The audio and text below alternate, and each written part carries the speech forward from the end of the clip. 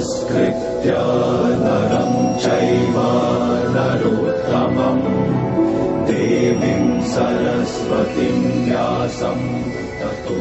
Perintahkanlah jiwaku ini. Arahkanlah jalan hidupku ke arah benar, Madawah. Narayanam namaskritya naram chaiva narottamam devim saraswatim vyasam tato jayam udiraye. Setelah mengetahui semua itu, akankah aku dapat mengatasi kelemahanku?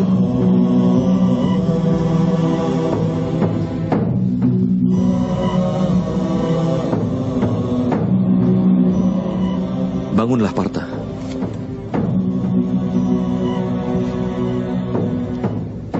Sekarang dengarlah. Memahami rahasia kehidupan berarti juga memahami bentuk nyata dari penciptaan itu sendiri. Memasukkan kepalan tanganmu ke dalam arus sungai Gangga, kau tidak akan mendapatkan apa-apa. Tetapi jika kau membuka telapak tanganmu di arus sungai Gangga, maka air suci Gangga akan dapat dinaikkan hingga ke kepala. Pikirkanlah, Partha. Apakah kepalan tangan keangkuhan? Atau sebuah tangan yang terbuka dari pengorbanan? Dapatkah kau memahami pengetahuan ini?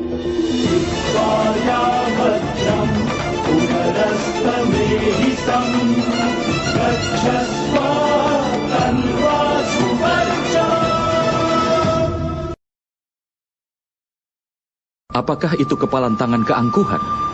Atau tangan terbuka dari pengorbanan yang telah kau pikirkan? Dapatkah kau memahami pengetahuan ini?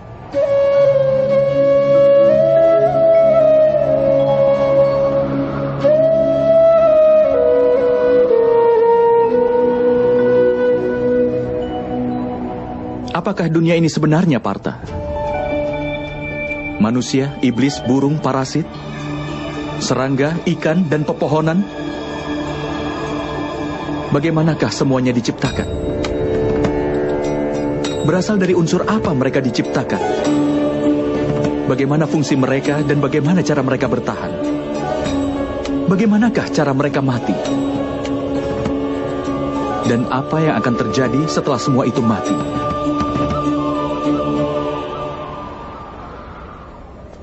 Renungkan akan rahasia ini. Tubuh manusia terbuat dari tanah, Madawa. Air mengalir di dalamnya sebagai darah dan kebaikan. Api memberikan kehangatan pada tubuh, termasuk rongga kosong lainnya yang ada dalam tubuh. Karenanya, tanah, udara, air, api, dan juga ruang. Tubuh terbuat dari kelima elemen dasar yang disebut Pancamahabhuta. Karenanya, Bhisma yang agung, Guru Drona, tidaklah lebih dari tanah, air, udara, api, dan ruang saja. Bahkan orang pintar pun terdiri dari kelima elemen itu. Begitu juga dengan para tirani. Jadi apa yang akan kau rindukan, Partha? Apakah tanah? Tapi Madawa, tubuh ini memang terbuat dari tanah yang juga melambangkan ciri manusia itu sendiri. Semua ikatan mengakar dalam tubuh yang terbuat dari tanah. Tidak, Partha. Jika ini memang benar, lalu mengapa tubuh seseorang akan hancur setelah mati? Kenyataannya, tidak ada satupun yang berasal dari tubuhnya ataupun hubungan yang mengakar di dalam tubuhnya. Sifat dan tingkah laku dan juga amal dari seseoranglah yang menjadi cirinya. Lalu bagaimanakah sifat, tingkah laku dan amal diciptakan? Pahamilah itu, Partha. Kehidupan manusia hanyalah perwujudan keserasian antara sesuatu yang tampak dan tidak tampak. Tetapi sifat dan amal dari setiap manusialah yang membuatnya akan menjadi berbeda. Dasar untuk ini adalah 3 sifat manusia yang disebut triguna. Terdiri dari tamas, rajas, dan satwam. Apa yang dimaksud dengan itu, Madawa? Tamas berarti kebodohan. Menghabiskan hidup tanpa memikirkan, baik atau buruk bisa dikatakan tamas yang berhubungan dengan kebodohan. Seperti halnya kehidupan binatang, yang semata-mata hanya untuk memenuhi keinginan tubuh mereka. Satwam sendiri artinya adalah kebaikan. Ketika seseorang dalam situasi tertentu memikirkan keadilan, kebenaran, dan tradisi sebelum melakukan sesuatu, maka dia disebut sebagai satwam yang berhubungan dengan kebaikan. Di tengah kedua hal itu adalah seseorang yang menguasai ilmu pengetahuan, tapi dia juga tertarik akan nafsu tubuh dan juga pikirannya. Seperti manusia yang hidup dengan keangkuhan, artinya rajas yang berhubungan dengan nafsu. Dengan menciptakan keseimbangan antara kebodohan, nafsu, dan juga kebaikan, maka sifat manusia dapat ditentukan.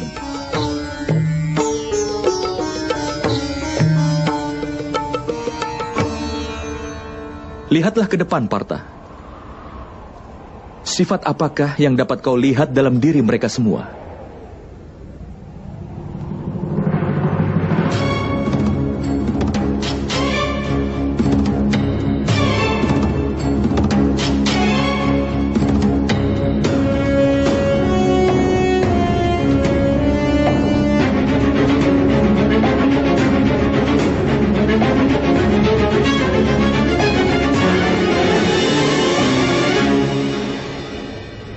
Pangeran Duryodhana tahu akan keadilan, tapi tidak pernah bertindak adil. Hidupnya dipenuhi dengan keangkuhan. Karenanya, dia sedikit memiliki kebodohan. Memiliki nafsu, dan sepenuhnya tidak punya kebaikan.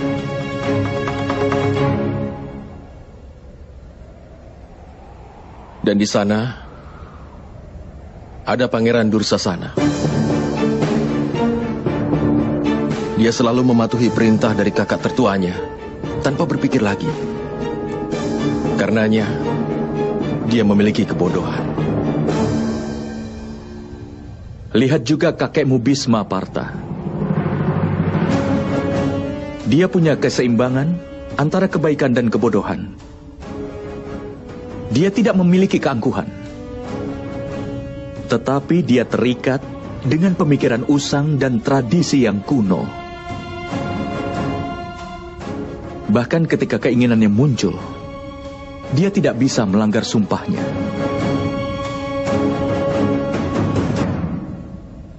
Lihatlah Guru Drona. Dia memiliki baik pengetahuan maupun keangkuhan. Pengetahuan membebaskan manusia, tetapi keangkuhannya tidak membiarkannya mencapai kebebasan.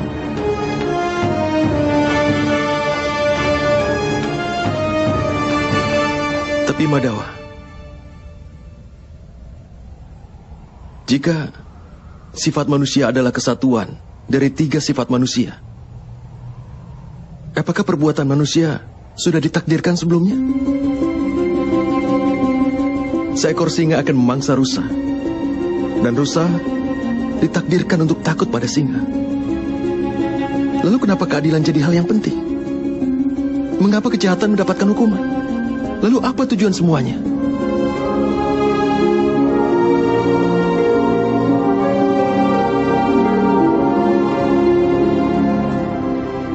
Sebuah pertanyaan yang bagus, Partha.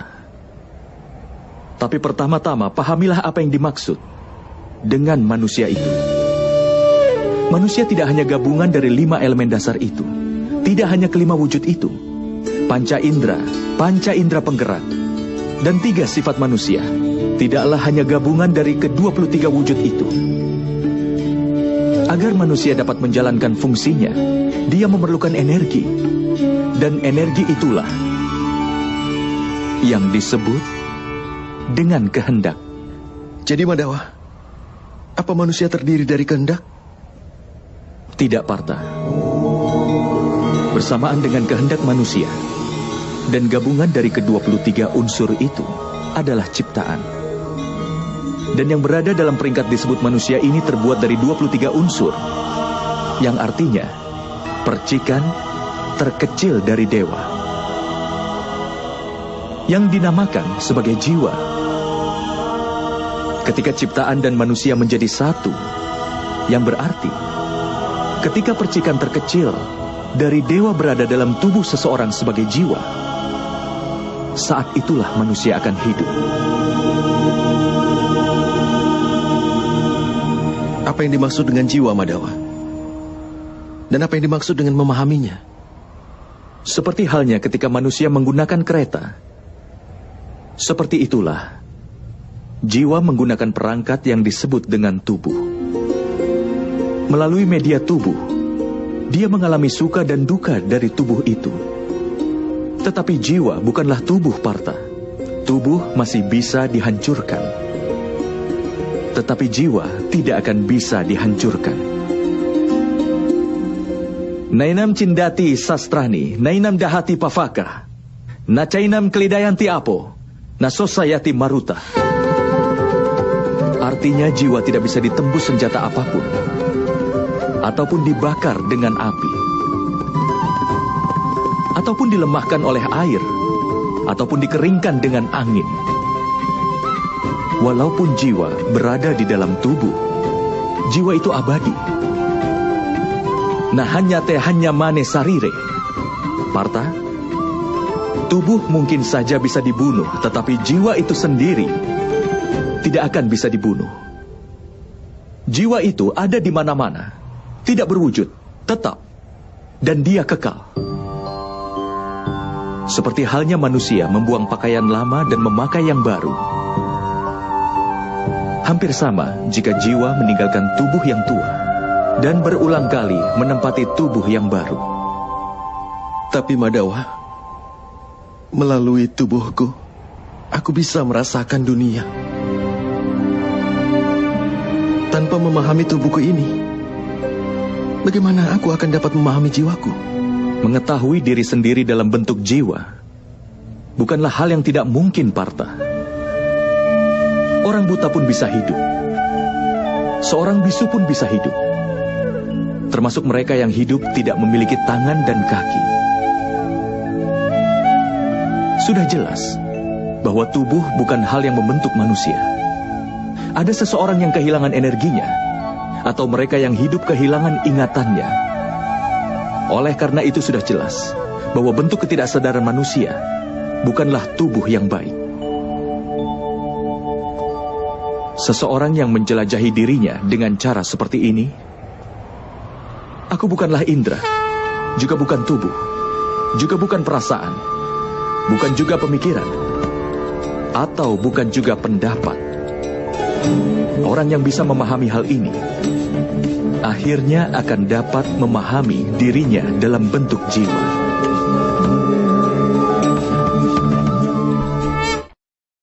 Apakah tujuan dari jiwa itu sendiri, Madawa?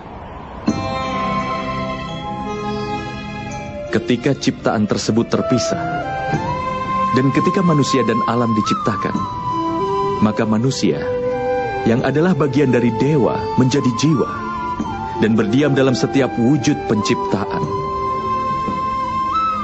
Jiwa itu sendiri dikelilingi oleh nafsu dan kegelapan, Partha. Terbangun dari lelapnya nafsu belaka dan memahami dirinya sebagai bagian dari dewa adalah sebuah tugas, tujuan, dan tekad jiwa itu sendiri. Tapi Madawa, jika setiap jiwa adalah bagian dari dewa, apa perkembangan dan kemunduran dikendalikan sendiri oleh dewa? Seperti permata tergeletak di tanah, tidaklah hilang kilauannya. Demikian pula, jiwa yang dikelilingi oleh wujud penciptaan yang mengetahui bahwa ini merupakan bagian kecil dari dewa. Seringkali jiwa menganggap bahwa tubuh mereka adalah segalanya. Mereka berbeda dengan jiwa itu sendiri yang tidak mereka ketahui. Melalui sebuah penderitaan, bau, rasa yang dirasakan oleh tubuh, maka akan dianggap sebagai sebuah pengalaman. Dan mereka tidak pernah berusaha keras untuk berubah.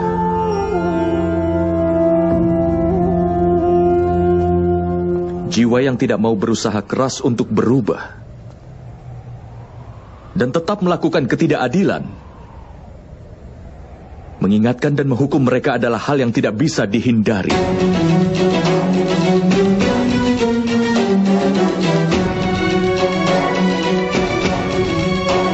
Kau lebih baik memahami hal ini juga, Partha, bahwa kau bukanlah tubuh, tetapi sebuah jiwa.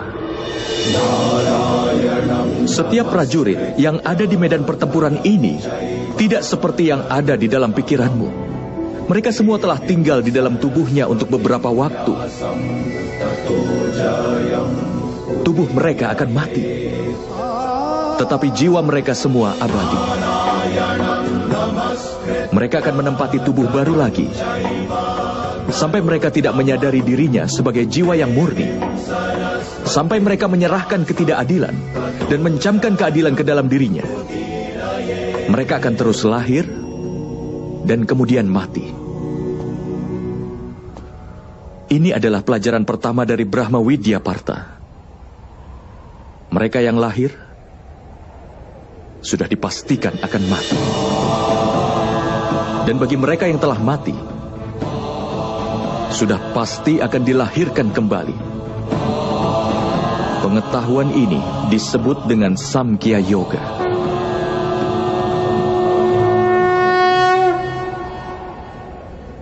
Apa keadilan dan ketidakadilan itu, Madawa? Jalan yang dipijak oleh manusia, di mana dia akan melihat dirinya sebagai jiwa dan mengetahui dirinya adalah bagian kecil dari dewa. Maka jalan itu dinamakan keadilan.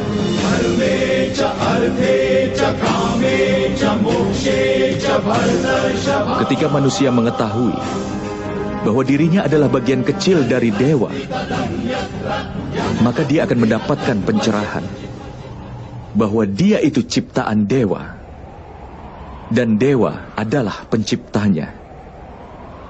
Tidak ada perbedaan di antara ciptaan dan dewa.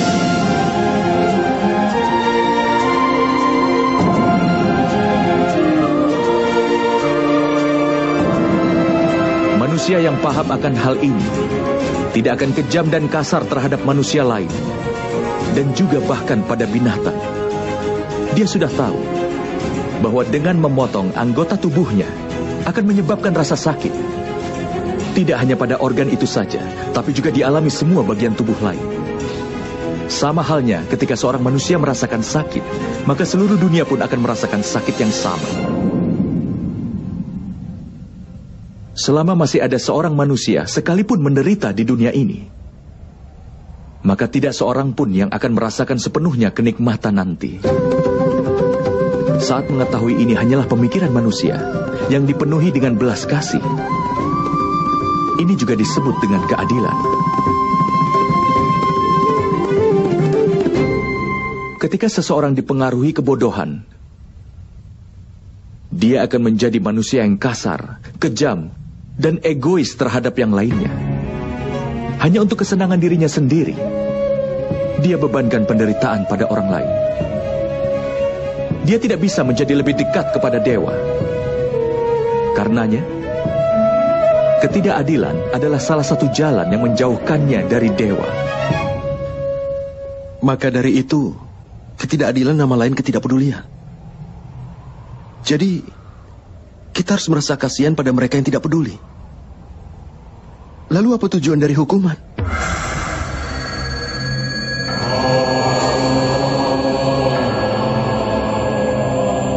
Ketika seseorang enggan mengetahui nilai dari pengetahuan, atau bahkan enggan untuk melirik pengetahuan itu, maka hukumannya adalah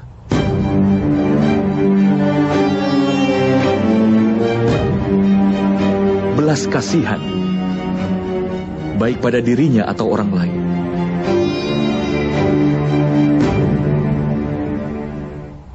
Tahap-tahap penciptaan akan selalu menurut kehendak dewa. Itu tidak akan terelakkan. Tetapi bersamaan dengan berkembangnya ketidakpedulian, nafsu, dan juga ketidakadilan, maka keadilan di dunia ini akan berada pada jurang kehancuran. Hingga di dunia ini tidak ada keadilan lagi. Sementara belas kasih dan kebenaran juga telah dihancurkan. Dalam rangka menyambut generasi selanjutnya agar memperoleh keadilan, menghabisi kejahatan saat ini dan mengembalikan keadilan adalah hal yang tidak mungkin terelakkan.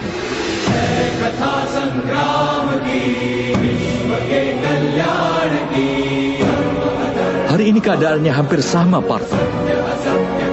Dan kewajiban untuk menegakkan keadilan ada di tanganmu. Mulai sekarang atasilah kelemahanmu itu. Dan kau bersiaplah untuk pertempuran ini.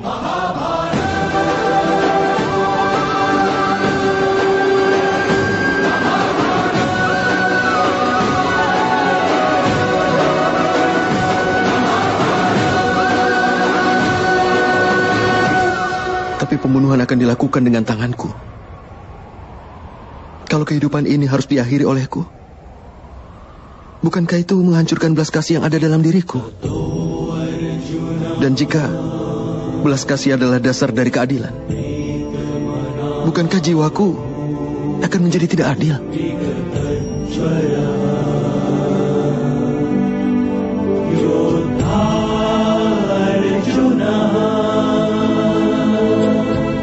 Batas dari keadilan sudah pasti akan dibuat. Tetapi batas dari amal belumlah dibuat, Partha. Perbedaan di antara amal dan perbuatan sangat perlu untuk lebih dipahami lagi. Semua amal adalah perbuatan, tapi tidak semua perbuatan adalah amal. Amal adalah suatu perbuatan di mana hasilnya sangat diharapkan.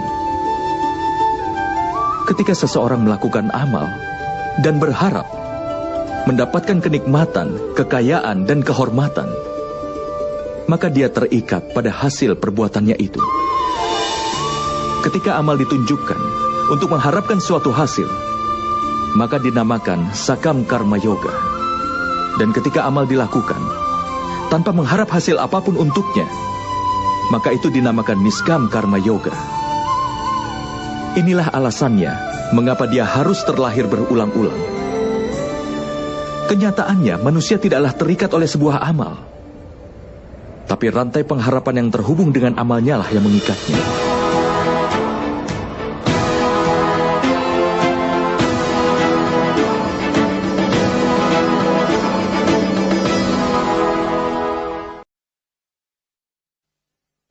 Pada kenyataannya, seorang manusia tidak terikat pada perbuatannya. Harapan yang terhubung pada perbuatanlah yang mengikatnya. Bagaimana bisa, Madhawa? Jika kau berharap kemenangan dalam peperangan ini, maka kau akan merasa sangat berduka atas kekalahan.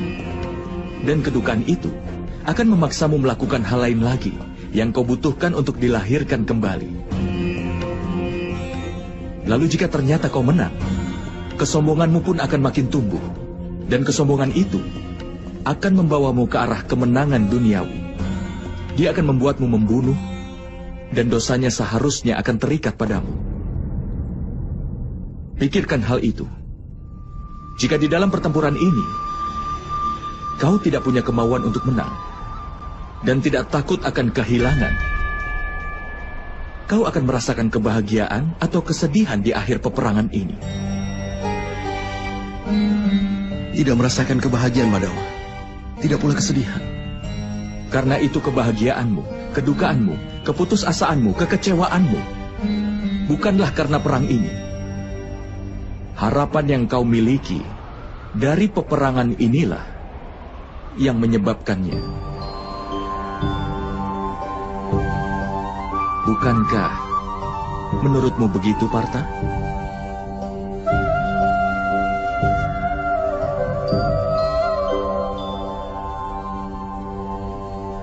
Karena itu, memegang sukacita dan duka cita secara seimbang, tanpa memikirkan akan mendapatkan kehilangan, kemenangan atau kekalahan.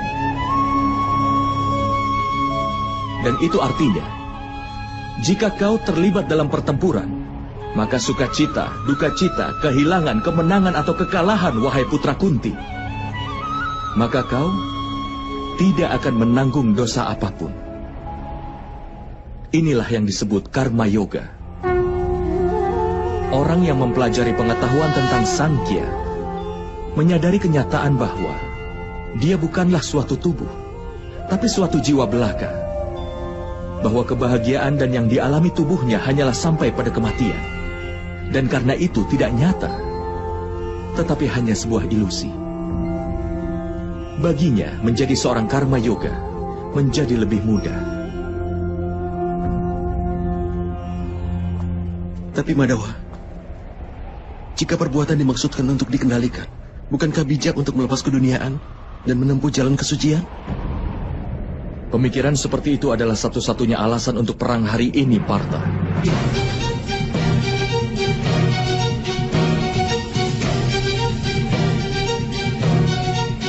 Renungkanlah.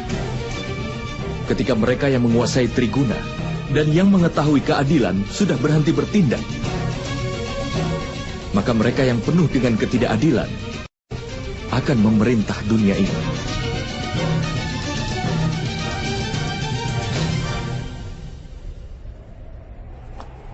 Selama Bhisma yang agung masih belum meninggalkan dunia ini, ketidakadilan tidak akan tumbuh dengan luas hari ini.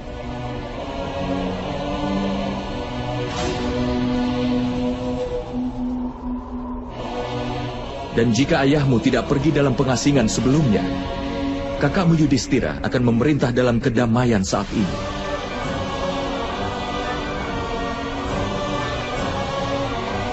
Dan mengajarkan rakyatnya tentang keadilan dan juga kebenaran.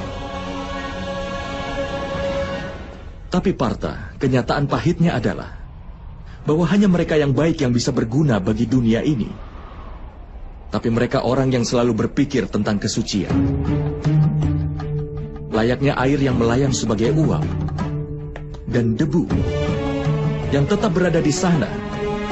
Sama halnya dengan orang suci dan terpelajar yang meninggalkan dunia. Dan mereka yang tidak adil namun dikuasai kebodohan sudah memerintah dunia. Atas alasan ini dosa-dosa dan ketidakadilan tumbuh di dunia ini.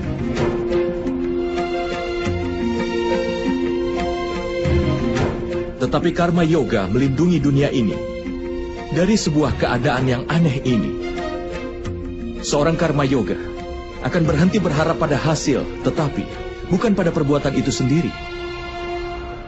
Dia berada di dunia ini layaknya seorang suci. Dia melakukan semua tindakan, tapi tidak kehilangan diri di dalamnya.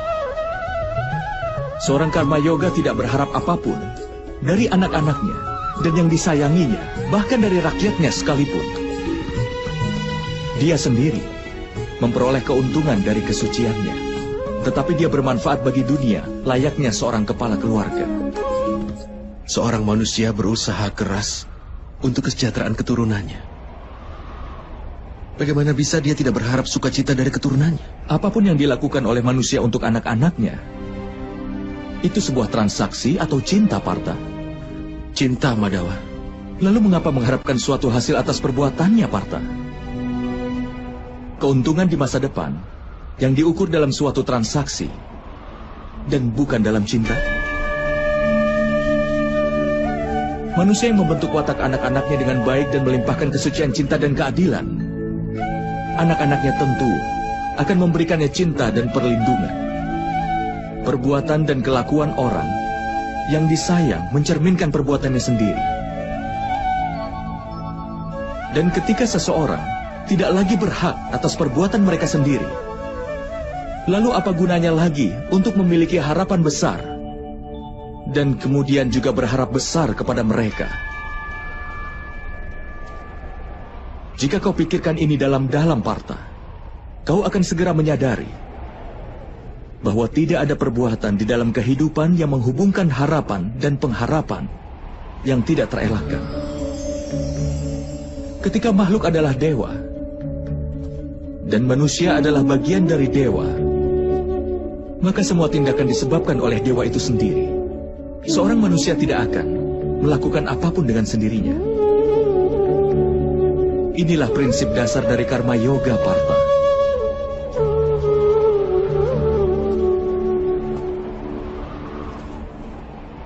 Oleh karena itu, Partha, penting agar kau menjadi seorang karma yoga. Dan berjuanglah dalam peperangan ini dengan melepaskan Triguna. Bebaslah darinya, Partha. Bebaslah dari dilema ini. Pikirkanlah selalu kebaikan yang adalah dewa sendiri. Dan lanjutkan semua kewajibanmu. Hasrat yang kau miliki untuk mencapai sesuatu dan pikiran untuk mempertahankan sesuatu yang telah kau capai sebelumnya atau yang telah kau bangun dalam semua harapanmu, itu harus dihentikan, Partha. Dan bebaskan jiwamu sekarang juga.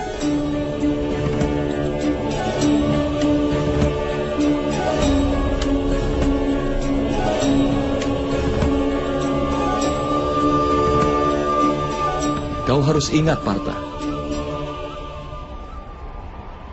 Hakmu adalah hanya sebatas untuk melakukan perbuatan. Dan hasilnya tidak bisa kau tentukan. Hasilnya terserah kepada para dewa.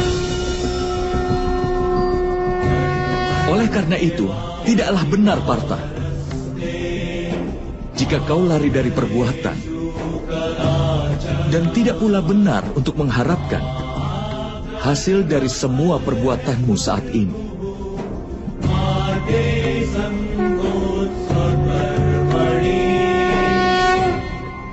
Orang yang tidak mengharapkan hasil, tapi tidak berhenti berbuat baik. Lalu bagaimana seorang karma yoga itu bisa dikenal, Madawa? Dengar, Partha. Orang yang membuang makanan hanya untuk mengabaikan rasanya. Pada kenyataannya hasrat untuk merasakan tidak pernah hilang dari pikirannya. Dia pun menghadapi kehilangan 2 kali lipat. Pertama-tama dia menjadi lemah. Dikarenakan usahanya untuk mencapai dewa yang tidak terelakkan, tidak bisa dia lakukan. Dan kedua, pikirannya selalu dipenuhi dengan hasrat untuk merasakan apapun. Oleh karena itu, daripada mengabaikan makanan seseorang, lebih baik berhenti berhasrat untuk merasakannya sendiri. Seorang karma yoga mengeluarkan semua hasrat dalam pikirannya. Dia menerima kehidupan sebagai kewajiban dan menjalankan tugasnya. Tapi dia tidak pernah selaras dengan tindakannya. Dan Partha, seseorang yang tidak punya harapan dan pengharapan dari tindakannya adalah orang yang tujuannya akan terpenuhi. Orang yang pikirannya tidak goyah walaupun setelah mengalami kegagalan. Orang yang tidak berpikir bahwa dia yang paling hebat bahkan setelah kesuksesannya. Orang seperti itulah yang disebut sebagai karma yoga. Dan orang seperti itu akan berhasil dalam kehidupannya hingga berulang kali.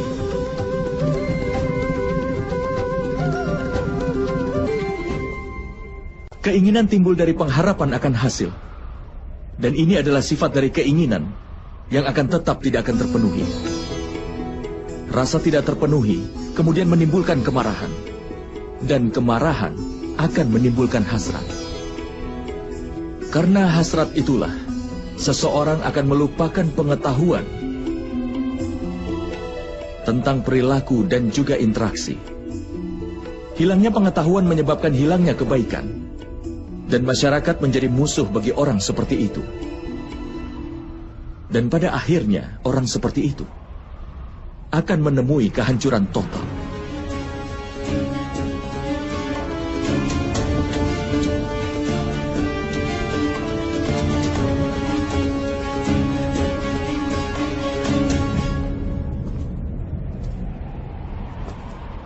Seperti misalnya saudara Duryudana. Panglima pasukannya adalah Bhisma yang agung. Harusnya dia musuhmu. Tapi dia mendoakan agar kau mendapat kemenangan.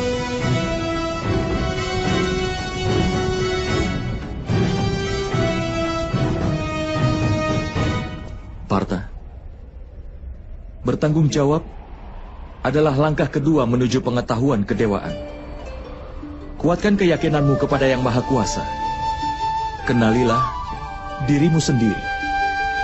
Bebaskan dirimu sendiri dari ikatan belenggu. Korbankan hasrat akan hasilnya dan lakukan saja kewajibannya.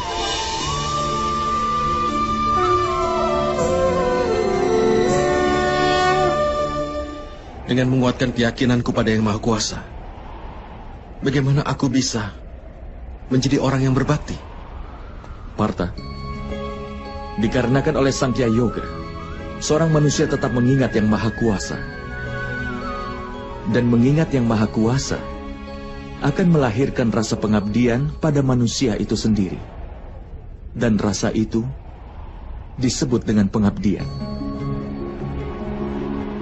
Pengabdian mencerahkan seorang manusia tentang mana yang benar dan yang salah. Dan pengetahuan itu memberinya penglihatan terhadap Yang Maha Kuasa. Orang yang mendapatkan penglihatan terhadap Yang Maha Kuasa, dia akan menjadi orang yang paling berbakti. Dia terbebas dari lingkaran kelahiran kembali dan mencapai keselamatannya. Itulah tujuan utama dari semua jiwa dan puncak dari kebenaran. Tapi bagaimana aku bisa berbakti tanpa penglihatan terhadap Yang Maha Kuasa, Madawa? Untuk bisa mendapatkan penglihatan terhadap Yang Maha Kuasa, singkirkanlah keserakahan, kesombongan, kemarahan, dan juga prasangka. Jika seseorang yang duduk dalam gelap berkata bahwa dia ingin melihat matahari, apa yang akan kau sarankan? Tidakkah kau akan katakan untuk keluar dari ruangan itu dan berdiri di bawah langit terbuka? Matahari sudah ada di sana sebelumnya. Sama halnya, Partha. Alam semesta ini adalah Yang Maha Kuasa. Yang Maha Kuasa adalah segala sesuatu. Tidak ada sesuatu kecuali hanya Dia saja.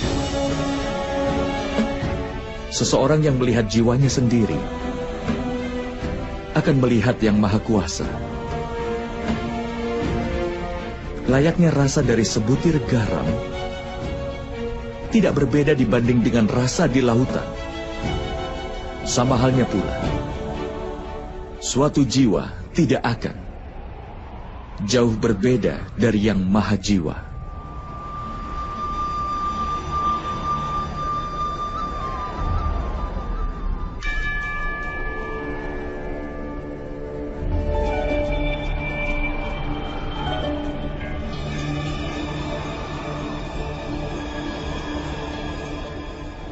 Artinya, Madawa, apakah kau Yang Maha Kuasa?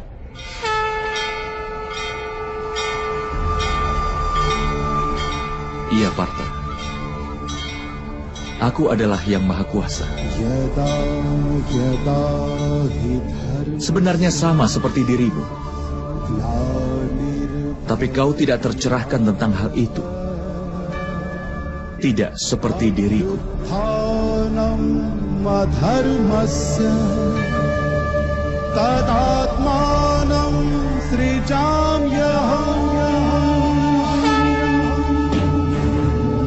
Lalu, Madawa, mengapa pengabdian kepadamu tidak dianggap sebagai pengabdian kepada dewa? Tentu saja. Pengabdian kepadaku adalah pengabdian kepada Yang Maha Kuasa. Kau tidak perlu merasa ragu. Dan kau tidak perlu merasa khawatir. Korbankanlah segalanya dan dapatkan perlindunganku untukmu, Partha.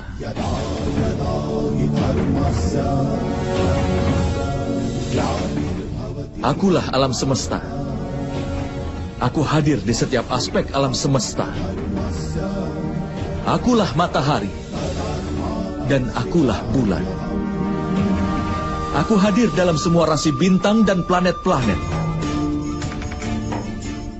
Aku lebih tua dari matahari, dan sama barunya dengan bunga yang sedang mekar.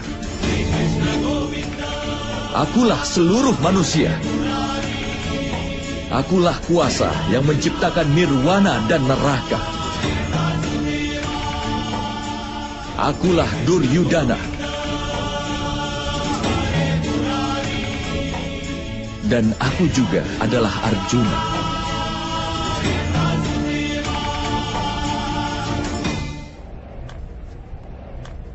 Bagaimana mungkin begitu, Madama? Karena banyak manusia yang telah menyaksikan kelahiranmu. Bahkan ibumu pun masih hidup. Kau dilahirkan dari rahimnya. Bagaimana kau bisa jadi keduanya dulu dan sekarang? Kau menyaksikan tubuh ini. Dan aku berbicara dari jiwa. Aku telah dilahirkan tidak terhitung. Aku juga memiliki banyak perwujudan. Aku telah berada di dalam banyak rupa, dan aku pun telah mati tepat di sini.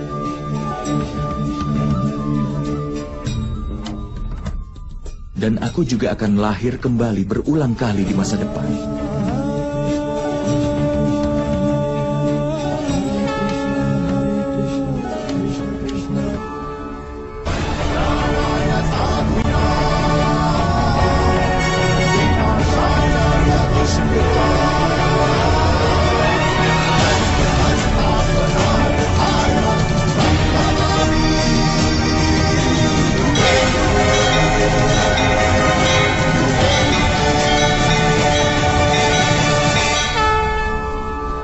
Kapanpun kebenaran terancam, kapanpun yang jahat menampakkan kejahatannya, maka demi menyelamatkan kebenaran itu sendiri, untuk menghancurkan yang jahat dan menegakkan kembali kebenaran, aku akan terlahir kembali. Ini telah terjadi di setiap zaman dan akan terus terjadi di masa depan. Akulah yang maha kuasa. Akulah perwujudan Matsya dan juga perwujudan Wamana. Akulah Parasurama dan akulah Dewa Rahma.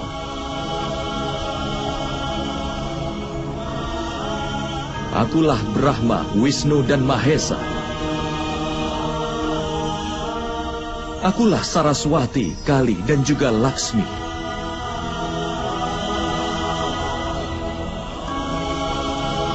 Aku bukanlah pria, bukan pula wanita, bukan pula seorang waria. Aku bukanlah tubuh, bukan pula anggotanya. Akulah pengetahuan, ciptaan, alasan, dan keabadian. Akulah segalanya. Dan aku pun bukan apa-apa.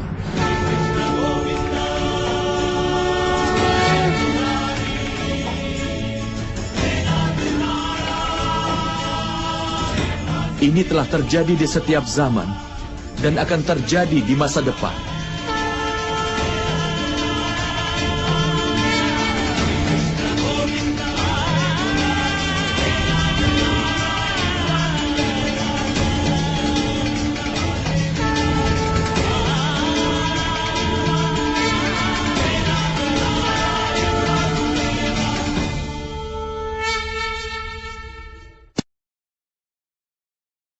Aku bukan siapa-siapa.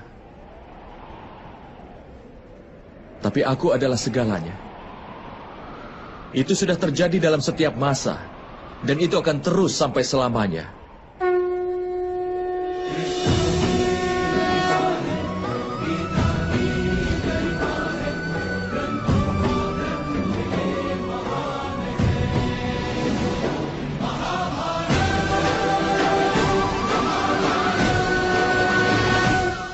Ketika kau merenungkan keberadaanmu, kau akan menemukan dirimu sendiri terhubung denganku.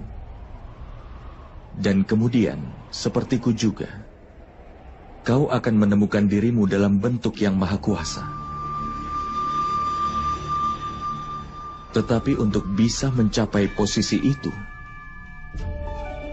sangat penting agar kau mendedikasikan dirimu sepenuhnya padaku. Apa yang kau maksud dedikasi, Madawa? Itu adalah keadaan di mana pikiran manusia menyerah pada semua keinginan hingga tidak membuat dedikasi untuk diri sendiri. Dan tidak juga mengambil sumpah orang dengan cara kerja yang diberikan kepadanya. Pada kenyataannya, kalau kau mulai mendedikasikan dirimu untuk seseorang, dan kau melakukannya sendiri,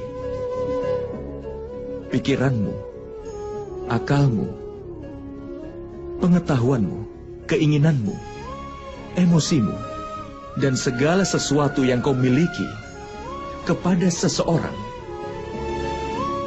maka komitmen tersebut disebut sebagai sebuah pengabdian.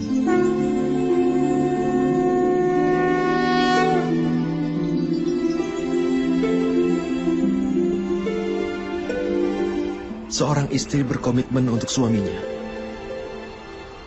Prajurit berkomitmen pada panglima pasukannya. Sementara murid berbakti pada gurunya. Semua bentuk pengabdian itu apakah sama? Bukankah semua itu untuk mencapai yang maha kuasa? Tidak, Partha. Ketika seseorang berbakti untuk sesuatu, ataupun untuk seseorang, itu tergantung acuannya. Dia tidak meninggalkan ruang untuk keraguan. Atau pertanyaan pengabdian terhadap seseorang yang jahat bisa membuat orang menjadi memfitnah.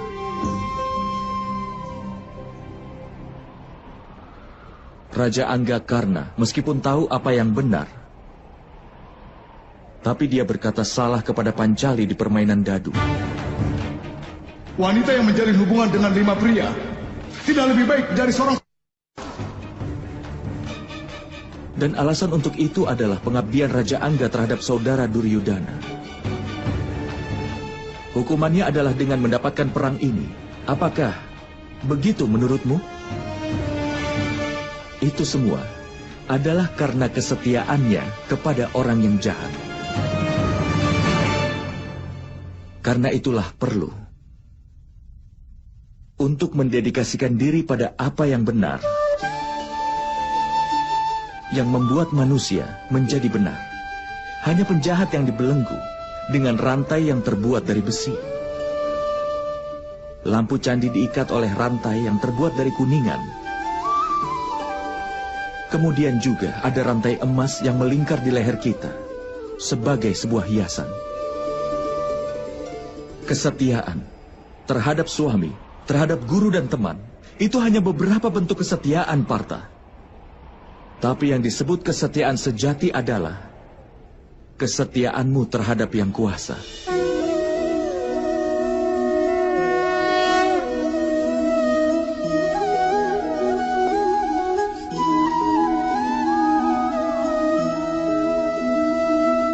Tapi apa pengabdian terhadap yang kuasa harus dilakukan dengan Sangya Yoga atau Karma Yoga?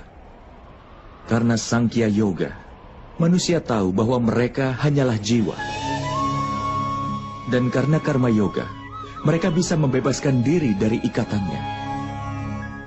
Dan karena pengabdian hingga manusia mengetahui wujud yang nyata dari Yang Maha Kuasa. Dan manusia juga bisa mengetahui tentang arti keadilan dari Yang Maha Kuasa. Manusia berada dalam lingkaran hidup dan mati. Hingga demi mencapai kebahagiaan di dunia dan pengetahuan, manusia pun mengabdikan dirinya untuk Yang Maha Kuasa, yang menjadi tujuan utama dari semua jiwa.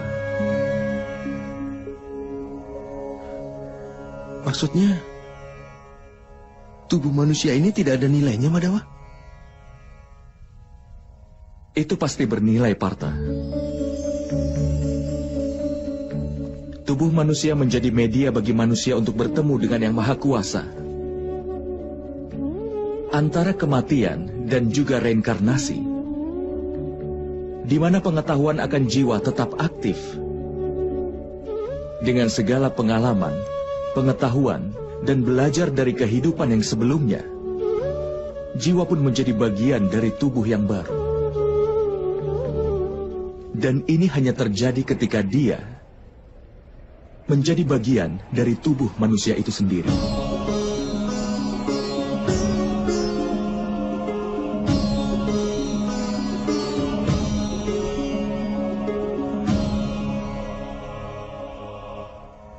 Tapi Madawa, dengan membunuh orang-orang yang hadir di sini, apakah kita tidak menghancurkan kesempatan untuk menyelamatkan mereka?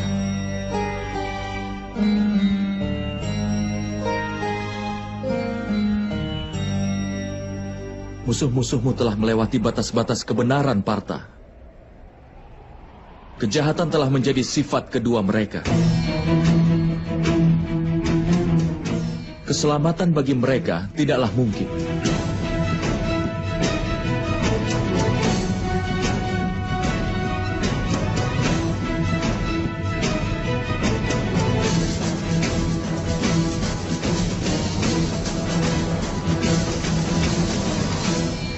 Orang pendosa dapat diberikan kesempatan untuk memperbaiki diri hanya sampai batas tertentu.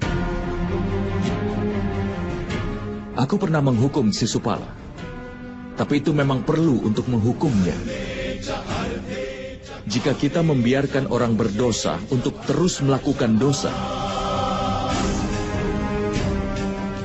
maka dia akan semakin banyak menurunkan lebih banyak lagi kejahatan dan dosa-dosanya.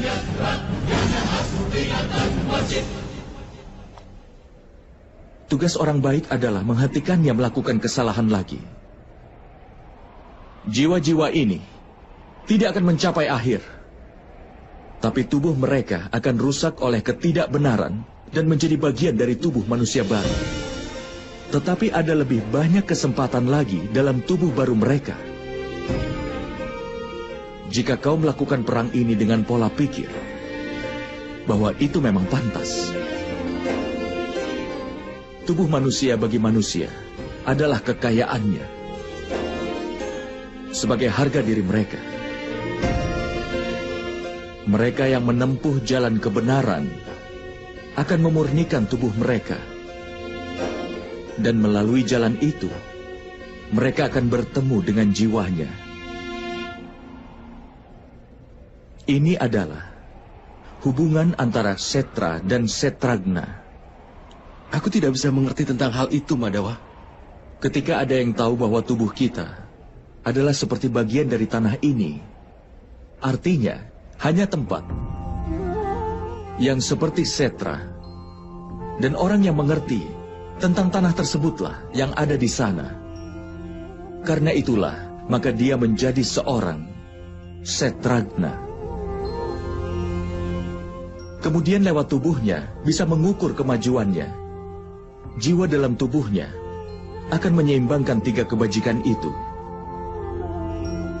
Dengan pengabdian untuk Yang Kuasa, dia bersatu dengan Yang Maha Kuasa. Yang dilakukan seorang pemuja adalah berbakti, bukan pengabdian, Madawa? Tidak, Partha. Itu langkah pertama untuk pengabdian secara nyata. Dalam kenyataan, pengabdian bukanlah tugas, tetapi itu merupakan sebuah keputusan. Sangat penting bagi manusia untuk memurnikan jiwanya melalui doa, penebusan dosa, kemurtadan, ritual yoga, dan juga pembelajaran diri, namun tetap berbakti pada Yang Maha Kuasa. Karena setiap manusia harus mencurahkan semua perhatian dan mengarahkan setiap nafasnya untuk Yang Maha Kuasa.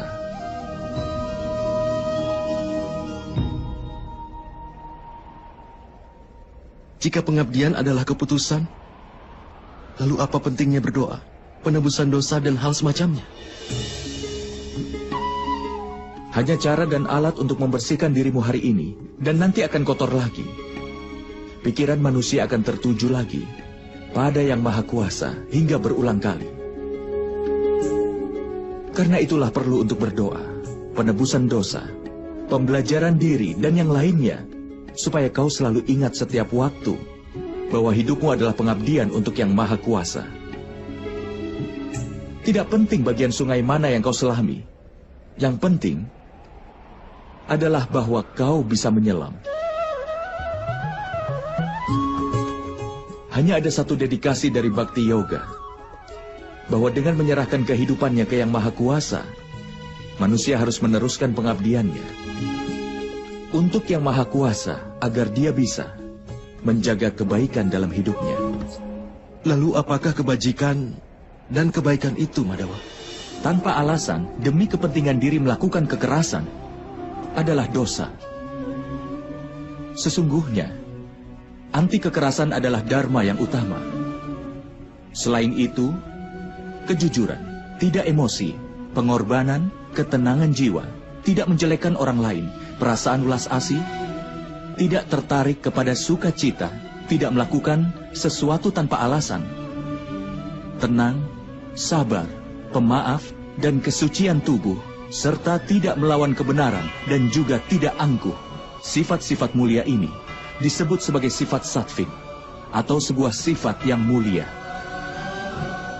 Dengan ini manusia bisa melakukan kebaktian, artinya bisa berbakti kepadaku, sambil menjalankan kewajiban dalam hidupnya, sambil menegakkan kebenaran, dan hidup tanpa mengharapkan pahala dari perbuatannya.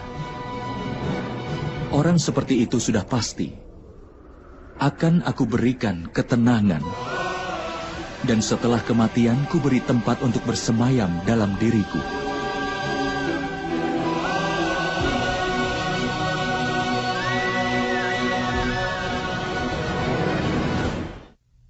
Seperti apakah wujudmu, Madawa?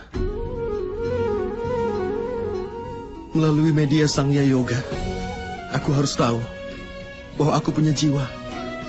Aku abadi dan berada dalam tubuh yang fana ini hanya untuk sementara waktu. Melalui tindakan yang tanpa pamrih, aku ingin tahu apakah orang yang mengorbankan keinginannya demi pamrih bisa melaksanakan tugasnya, lalu mencapai ketenangan pikiran dan kebahagiaan dalam hidupnya. Melalui disiplin kerohanian, aku ingin tahu pentingnya penyerahan diriku padamu.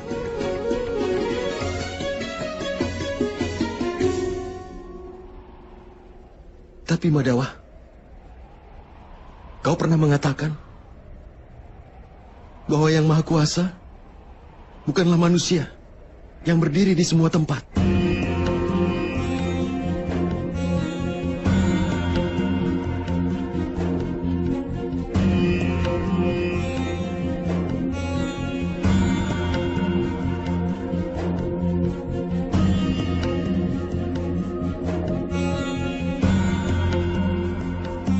Tapi aku masih melihat manusia yang ada di sini hanya manusia, Madawa.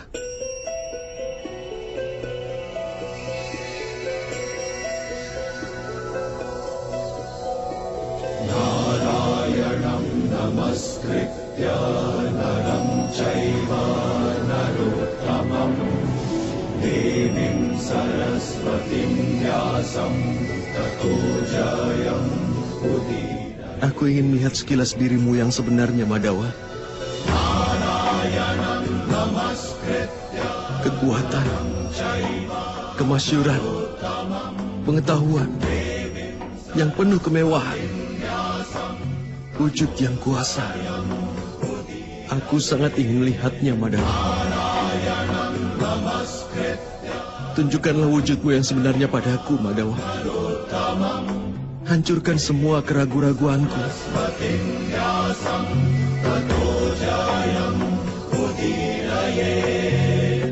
Tunjukkanlah dirimu, Madawa.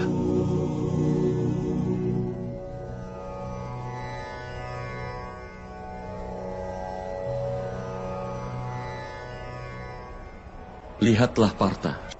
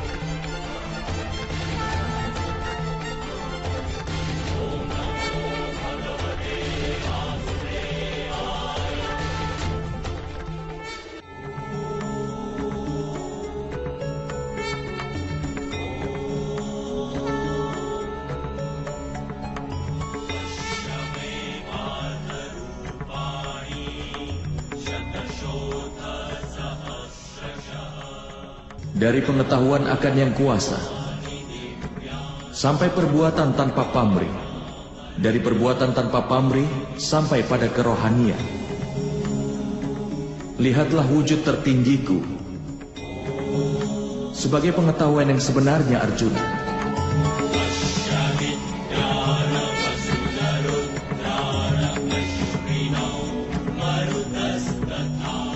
Ini pengetahuan tertinggi yang merupakan dasar dari semua pengetahuan dan ilmu pengetahuan. Pengetahuan ini memberikan keselamatan, Bahkan para dewa pun tidak bisa melihat wujud ini dengan mudah, seperti yang sudah kutunjukkan padamu, Arjuna.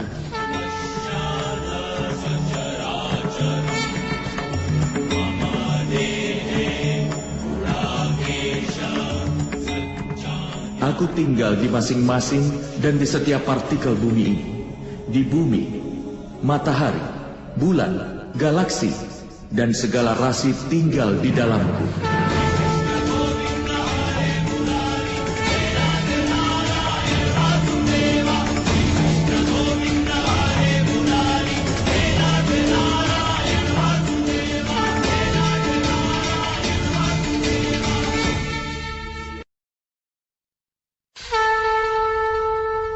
Aku adalah kebenaran. Aku sempurna. Aku adalah kehidupan. Aku adalah Siwa. Aku adalah huruf yang utama. Aku sama Weda dalam Weda. Di antara dewa akulah Indra. Di antara binatang buas, aku adalah Dewa Kubera. Di antara para Rudra aku Sangka. Di antara para Basu aku Dewa Agni. Di antara puncak gunung akulah Sumeru. Di antara para resi agung, akulah Pringgu. Di antara kata-kata, akulah Om. Di antara lagu, akulah Gayatri. Akulah pohon aswata, akulah kepintaran dalam ingatan. Aku kecerdasan, keteguhan, dan kesabaran. Dan aku adalah kemuliaan. Di antara para Gandarwa, akulah Citrarata.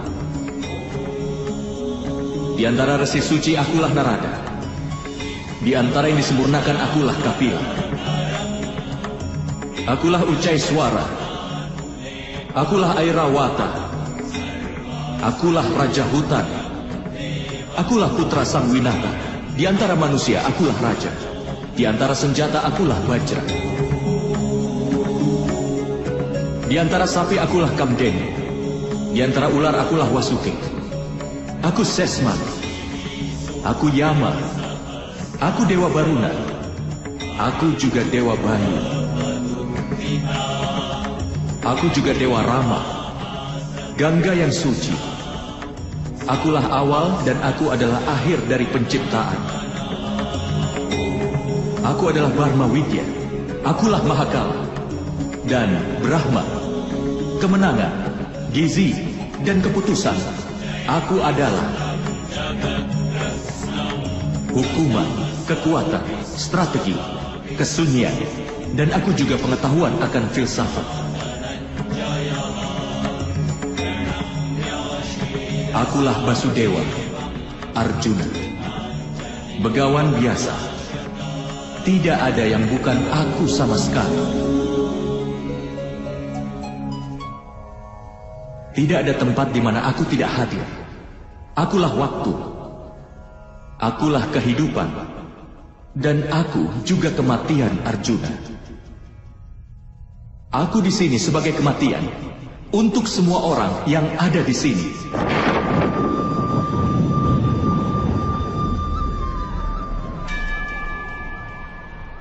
Bahkan meski kau tidak mengangkat senjata, aku pasti akan memusnahkan mereka semua.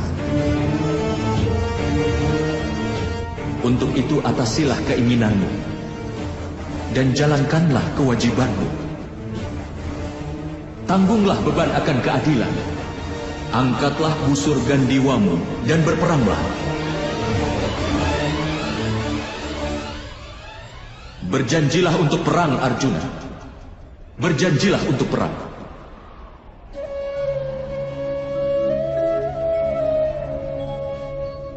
Oh Madawa, oh Madhusudan, hari ini keraguanku telah terhancurkan. Aku mohon kembalilah ke wujud manusiamu. Aku akan mematuhi setiap perintah darimu.